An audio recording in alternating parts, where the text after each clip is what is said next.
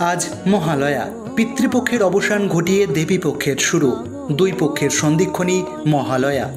উষা লগ্নে বাংলার প্রতিটা ঘরে বেজে উঠল বীরেন্দ্রকৃষ্ণ ভদ্রের মহিষাসুরমর্দিনী।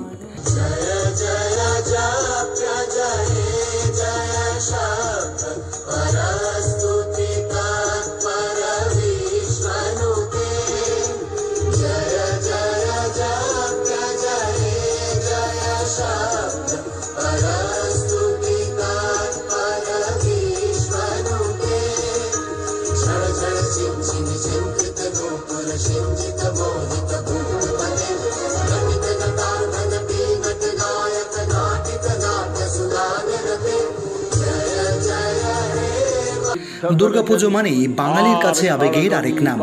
নিত্য নতুন থিমের ভিড়ে এখন এক প্রকার হারিয়ে গিয়েছে সাবেকি দুর্গাপুজো। আর 5টা দুর্গাপুজোর থেকে ভিন্ন নিয়মে পুজো হয় পূর্ব বর্ধমান জেলার তালিতে দালান মায়ের। আগের মতো আজও পুজোর পুরোহিত ও তন্ত্রধারক এই পরিবারেরই কেউ। এই পুজো হয় একাসনে বসে। পুজোয় বসে শেষ না হওয়া অবধি পুরোহিত আর ওঠেন না। যিনি পুজো করেন তিনি সপ্তমী থেকে নবমী অবধি অন্ন ছোবেন না। আগের মতো আজও এই পুজোয় হোম, চণ্ডীপাঠ ও কুমারী পুজো হয় না। সেই প্রথা এই 3 শতাধিক বছর ধরে একইভাবে চলে আসছে।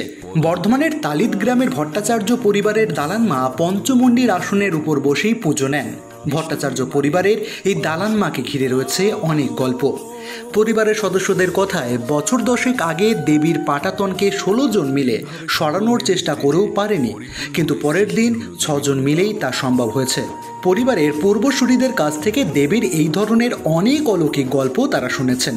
এই পরিবারের পূর্বপুরুষ কালীপ্রসন্ন ভট্টাচার্যের হাত দিয়েই পুজোর প্রচলন শুরু হয় এবং তালিত গ্রামে রয়েছে দেবী সিদ্ধেশ্বরী। কথিত আছে এই সিদ্ধেশ্বরী মন্দিরে এসেছিলেন সাধু কমলাকান্ত এবং শারদামণি দেবী। সাধু কমলাকান্ত এই সিদ্ধেশ্বরী মন্দিরে বসে সাধনাও করেছিলেন বলে লোকমুখে প্রচলিত আছে। দালান মায়ের এই পুজোয় যে অনেক প্রাচীন তার প্রমাণ হিসেবে তাদের পরিবারের কাছে রয়েছে ইলতুৎমিশের আমলে অর্থাৎ 1211 থেকে 1236 খ্রিস্টাব্দের একটি রূপোর কয়েন।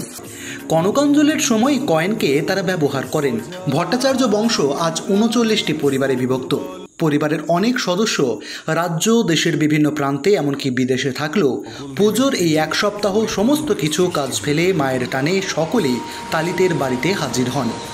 দালান মায়ের আরতি ও সুরে সুরে ঢাকের আওয়াজে সকলের মন ছুঁয়ে যায়। তাই সারাদিন ছাড়াও সন্ধ্যায় আরতির সময় জনসমাগম ঘটে মন্দির প্রাঙ্গণে।